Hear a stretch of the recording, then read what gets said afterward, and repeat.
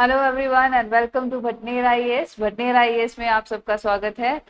आज हम आगे का लेक्चर स्टार्ट करेंगे। आज एक आगे का लेक्चर जो है वो कंटिन्यू करेंगे। लास्ट हमने पढ़ा था कि कैसे जवाहरलाल नेहरू जो है उन्होंने पंचशील एग्रीमेंट साइन किया था चाइना के साथ, लेकिन वो पंचशील समझौता जो है वो ज्यादा टाइम तक नहीं रहा।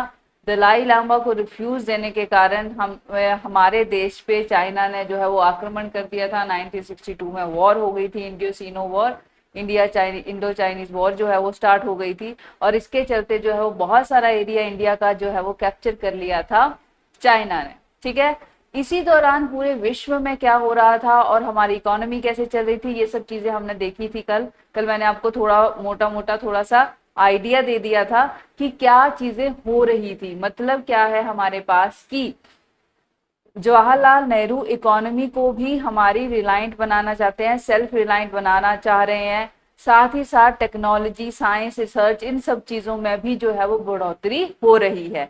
तो इसी के चलते अभी हम देखेंगे कि वर्ल्ड में जो है वो कैसे क्या चीजें हो रही हैं और इंडिया का क्या स्टैंड है, मतलब इंडिया की फॉरेन पॉलिसी। मैंने आपको बताया था पहले नेहरूबियन आइडियोलॉजी जो है वो चलती थी, उसके बाद हमें रियलिज्म का पता चला कि रियलिटी क्या है वर्ल्ड की और हमें कैसा बिहेव करना चाहिए इन द वर्ल्ड। आइडियल बन के हम जो है वो कभी भी एक डेवलप्ड कंट्री नहीं बन सकते हैं, क्योंकि इंडिया हाल ही में क्या हुआ था, आजाद हुआ था। तो जिसके चलते इंडिया को जो है वो बहुत कुछ करना है अभी।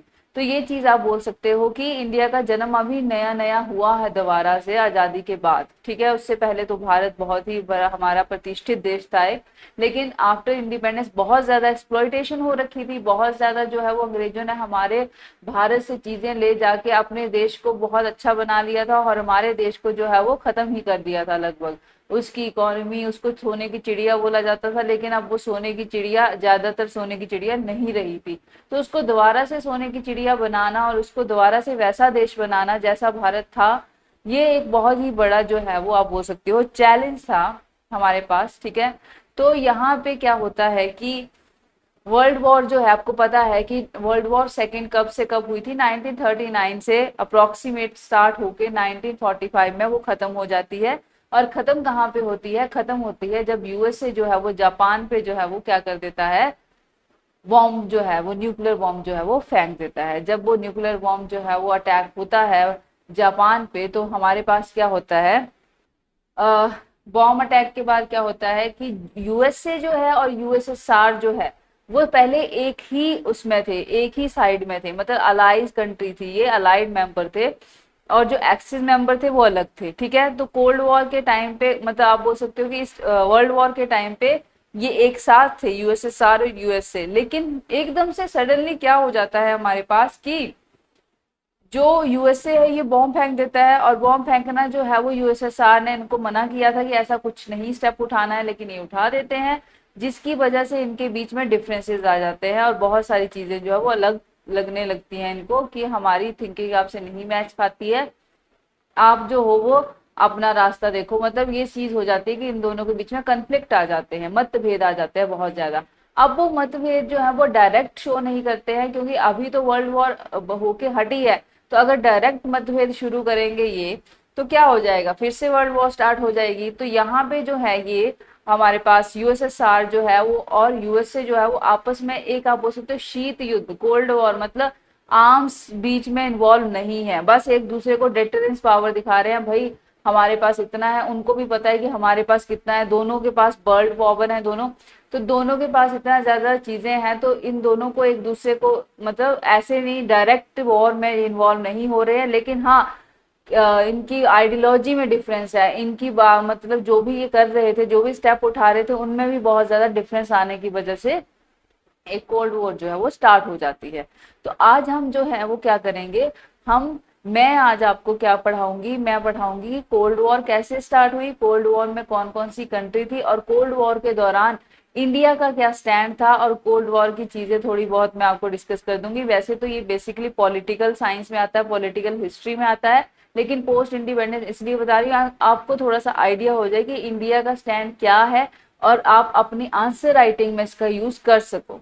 ठीक है, तो आज जो लेक्चर है वो बेसिकली किस पे कंसंट्रेटेड रहेगा, बेसिकली उसका मेन मुद्दा रहेगा cold war, non align movement और इंडिया का स्टैंड। ठीक है, तो यहां से अब स्टार्ट करते हैं। देखो कोल्ड वॉर जो थी हमारे पास, it is the time period, आपको पता है 1945 से लेके 1991 तक। 1 सेकेंड, इसमें क्या है हमारे पास कि जो अलाइड पावर है हमारे पास, और जो ये देखिए अलाइड पावर कौन कौन सी है, अलाइड पावर हमारे पास है यूएस, यूके, फ्रांस और यूएसएसआर। ठीक है, ये एक तरफ से लड़ रही थी। ठीक है, यूएस, यूके, फ्रांस और हमारे पास यूएसएसआर, ये हैं अलाइड पावर। ठीक है, और इनके अगेंस्ट जो थी दैट इज एक्सिस पावर। ठीक है, एक्सिस पावर कौन कौन सी थी हमारे पास वो मैं आपको बता देती हूँ। जर्मनी, जापान, ऑस्ट्रिया, ये जो थी ये क्या थी हमारे पास, एक्सिस पावर थी।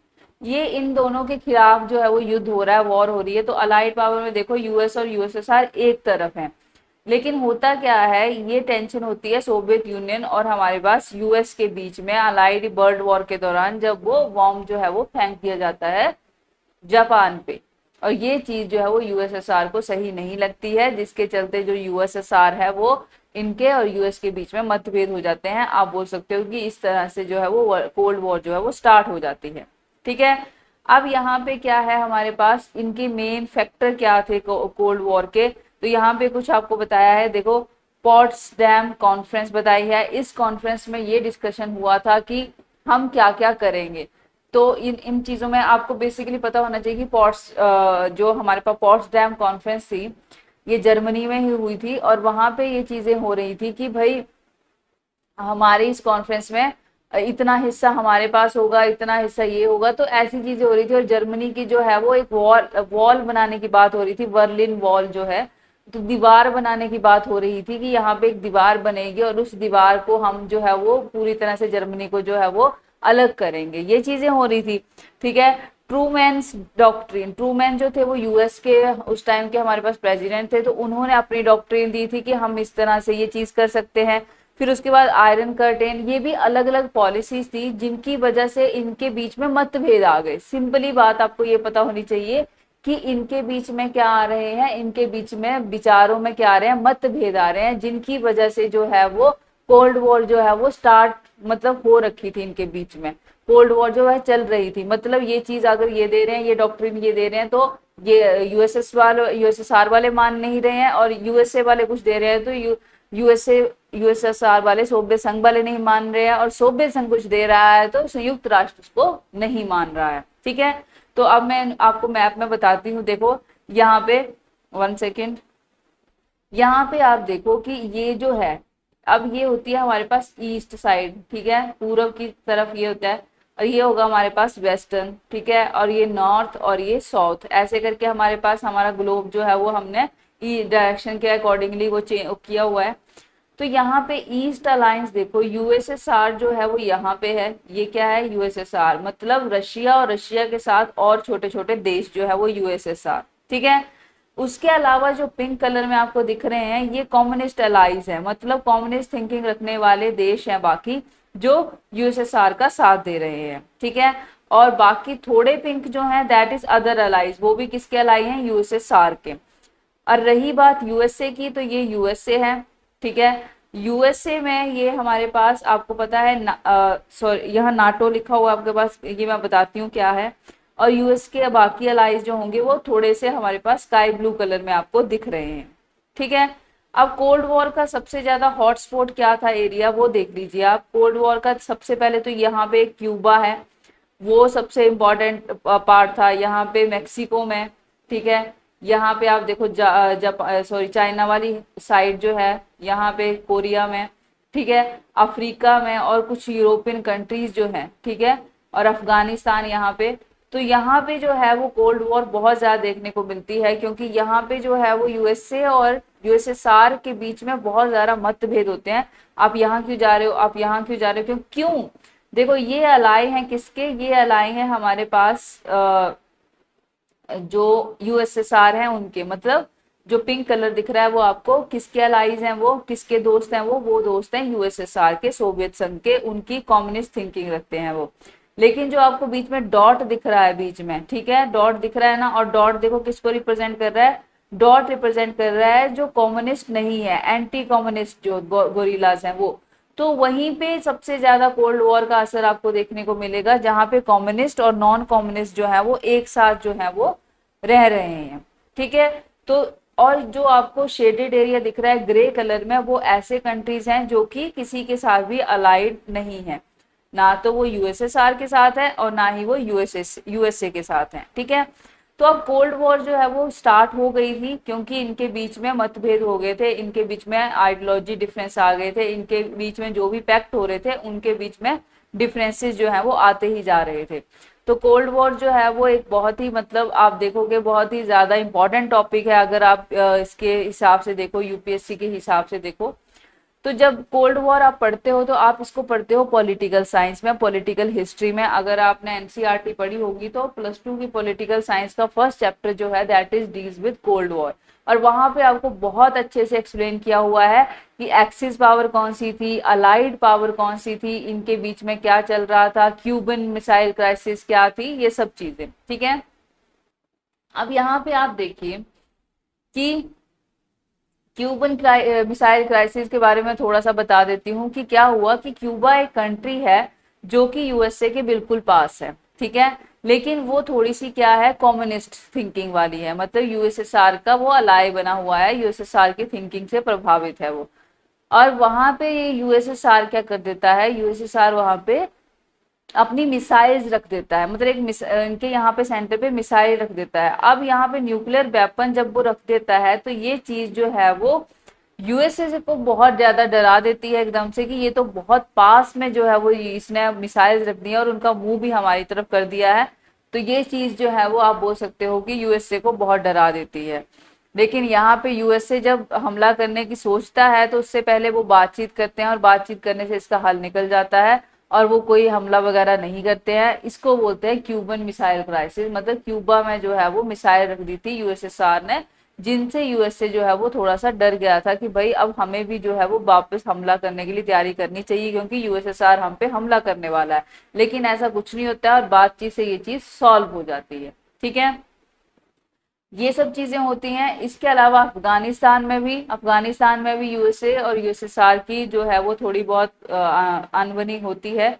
और उसके बाद हमारे पास आप बोल सकते हो कि बाकी जगहों पे भी बहुत जगह कोल्ड वॉर का असर हमें देखने को मिलता है।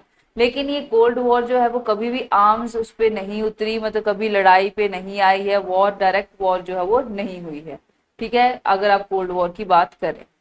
डन।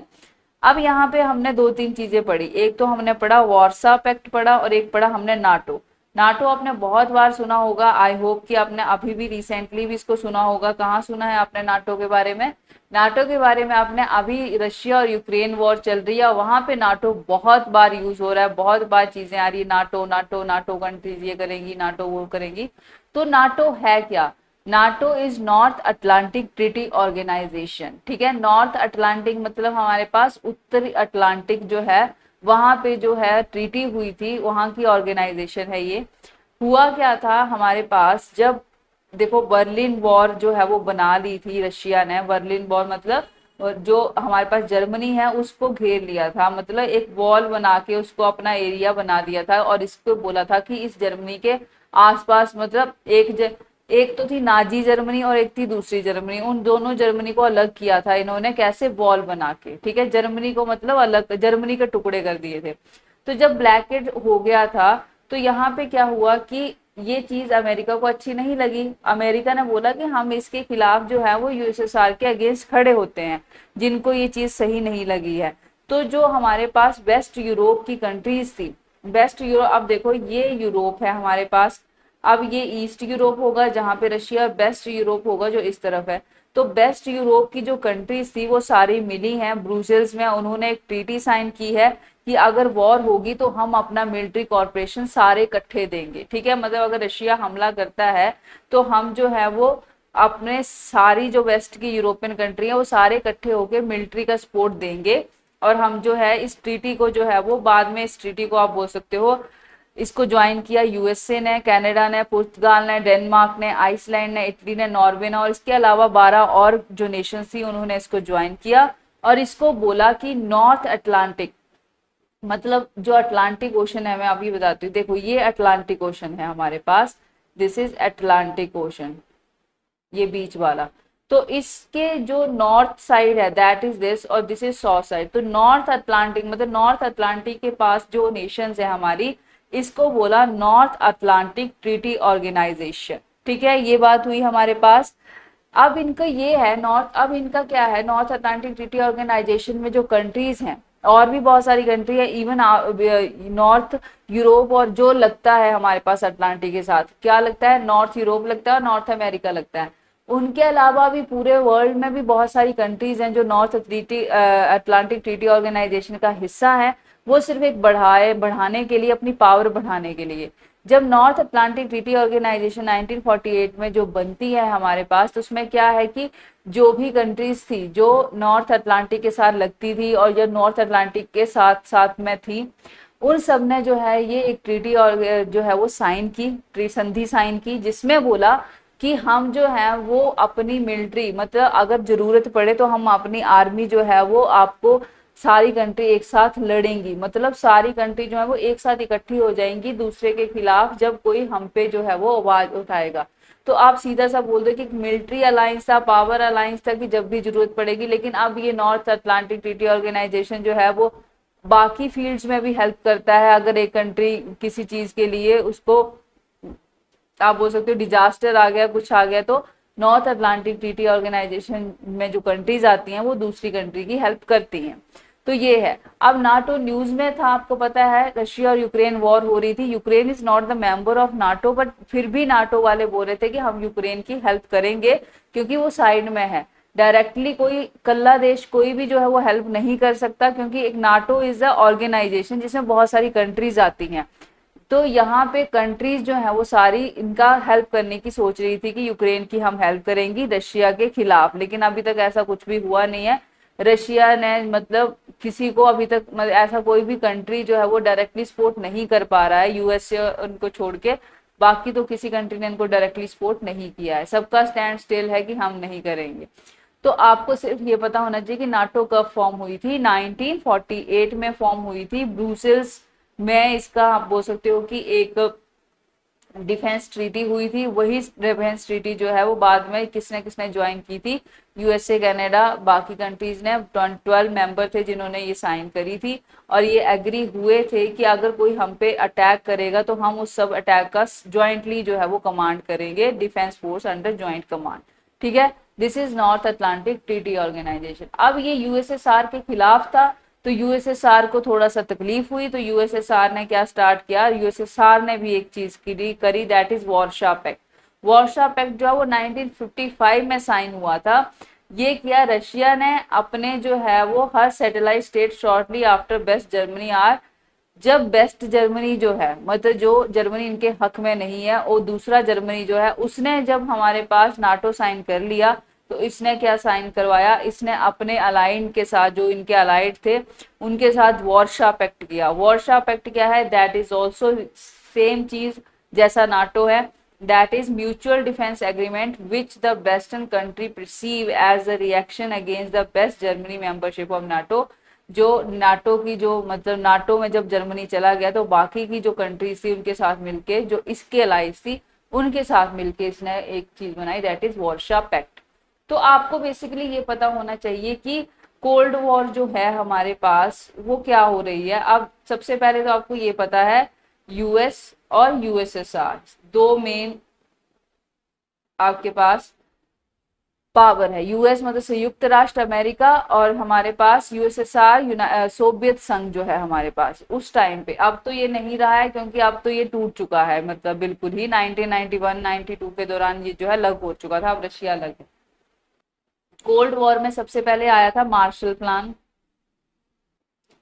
ठीक है, इन्होंने मार्शल प्लान दिया था, और इन्होंने दिया था मोल्डोवो मोल्डो प्लान। ठीक है, यूएसएसआर ने मार्शल प्लान दिया था कि हम मार्शल प्लान देखते हैं, ये भी नहीं माना गया। मोल्डो प्लान, ये भी नहीं माना गया। फिर इन्होंने नाटो बनाई, ठीक है, मतलब नॉर्थ अटलांटिक ट्रीटी ऑर्गेनाइजेशन, और इन्होंने क्या बनाया, वार्शा पैक्ट। आप देखो यहाँ पे कि अगर आपको क्वेश्चन आता है कि वार्शा पैक्ट तो ये किससे, यूएसएसआर से, मोल्डोवो प्लान किससे रिलेटेड है, यूएसएसआर से, मार्शल प्लान रिलेट करता है यूएस से, और नाटो रिलेट करती है यूएस से, मतलब यूएसए के साथ ही मतलब नाटो जो है वो बनाई गई थी, ठीक है। अब यहाँ पे क्या हुआ कि 1955 के दौरान ही जब ये सब चीजें हो रही थी ना, तो उसी के दौरान हमारे पास जो है एक एशियन अफ्रीकन कॉन्फ्रेंस हुई थी, ठीक है, जिसको हम बोलते हैं बंदन कॉन्फ्रेंस, कॉन्फ्रेंस भी बोलते हैं, बंदन कॉन्फ्रेंस। उसमें क्या हुआ कि जो ऐसी कंट्रीज थी जो ना तो यूएसए के साथ जाना चाहती थी, ना तो वो यूएसएसआर के साथ जाना चाहती थी। अब आपने भी देखा होगा कुछ ऐसे लोग होते हैं जो तो ना मतलब कुछ ऐसे, आप बोल सकते हो कि बहुत सारी ऐसी चीजें होती हैं, जैसे एग्जाम्पल ले सकते हैं आपकी, दो बहुत बड़े आदमी हैं दो, ठीक है, और एक हमारे जैसा नॉर्मल बंदा है, तो हम ना तो उन दोनों में से किसी के साथ नहीं जाना चाहते, हम चाहते हैं कि हम अपना स्टैंड रखें और हम जो है इनका भी साथ दें इनका भी साथ दें, हम दोनों के साथ ही काम करें, हम दोनों के साथ बुरा नहीं बनना चाहते, क्योंकि दोनों से हमारा क्या है, फायदा है। तो वैसा ही स्टैंड था इन कंट्रीज का जो कि अभी अभी आजाद हुई थी। जैसे कि इंडिया, आपको पता है कि वर्ल्ड वॉर सेकंड के दौरान बहुत ज्यादा नुकसान हुआ था, इवन ब्रिटेन का भी बहुत ज्यादा नुकसान हुआ था, और ब्रिटेन के पास अब ऑप्शन नहीं था, क्योंकि ब्रिटेन जो है वो अलग नहीं, मतलब अब वो अपना कंट्री चलाने में उसको प्रॉब्लम हो रही थी, तो वो इंडिया को क्या चलाएगा, है ना। तो यहाँ पे ब्रिटेन ने इंडिया को इंडिपेंडेंट कर दिया था, और जहां जहां उसकी कॉलोनीज थी उसने बहुत ज्यादा कॉलोनीज को क्या कर दिया था, आजाद करवा दिया था।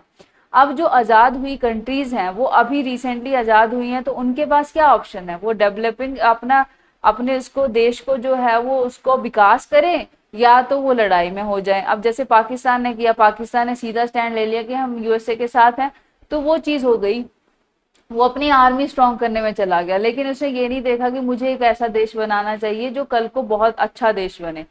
तो आज उसको उसके चीज के नतीजे जो है वो भुगतने पड़ रहे हैं। बाकी आप देखो कि क्या होता है कि इंडिया जो है वो विकास के राह पे चलता है कि हमने विकास करना है, तो हमें दोनों ही जो मेन पावर हैं अलाइड, जो मतलब आपके पास यूएसए और यूएसएसआर है, उन दोनों का ही साथ चाहिए। तो इंडिया है बाकी सब कंट्रीज के साथ जो कि अभी अभी आजाद हुई हैं, इसको बोलते हैं एशियन अफ्रीकन कॉन्फ्रेंस। तो वहां पे जो है ये मिलते हैं 1955 में ही इसी दौरान, और वहां पे जो है वो आप बोल सकते हो कि एक ट्रीटी, एक मूवमेंट फॉर्म करते हैं, that is non aligned movement, ठीक है। इसको और क्या बोलते, इसकी फर्स्ट कॉन्फ्रेंस 1961 में हुई थी, लेकिन ये कब फॉर्म होना शुरू हो गई थी, 1955 में मीटिंग हुई थी, दैट इज हमारे पास इसको बोलते हैं एशियन अफ्रीकन कॉन्फ्रेंस, ठीक है। इसको बोलते हैं हमारे पास, ये कॉन्फ्रेंस हुई थी बेंदिंग कॉन्फ्रेंस, बेंदिंग कॉन्फ्रेंस, और ठीक है, ये कॉन्फ्रेंस हुई थी हमारे पास 1955 में।